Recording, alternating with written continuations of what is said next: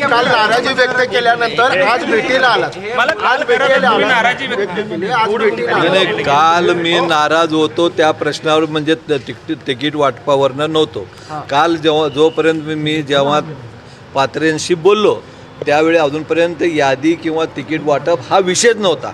संध्याकाळी माननीय आपल्या या प्रदेशाच्या अध्यक्षांनी आम्हाला बोलवलं गेलं, पण तुम्हाला माहीत आहे माझी अडचण काय, मी इथनं हलू शकत नाही, मी माझ्या आईच्या कारणामुळं, त्यामुळं मी गेलो नाही. पण यादी मात्र त्यांना पालकमंत्री साहेबाकडे पाठवलं होतं, एवढं खरं आहे. राजीनाम्याची यादीच्या संदर्भात आता पाठवून दिलं, त्यांच्यावर चर्चा आहे, ती यादीचं तेच चर्चा करण्यासाठी मी आलेलं आहे.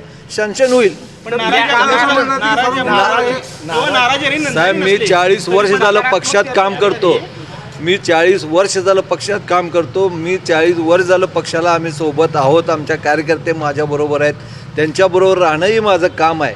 आणि शेवटी आम्ही सगळे मोठे झालं, ते पक्ष मोठं झालं, त्या कार्यकर्त्यांच्या जीवावर त्यांच्या संदर्भात जे काय बोलायचं होतं थोडं माझ्या गैरसमजुतीने मी थोडं नाराज झालो असेल. नाही, मी सांगलो जे काय बोललो माझ्या गैरसमजुतीनं झालेलं ते माघार आहे.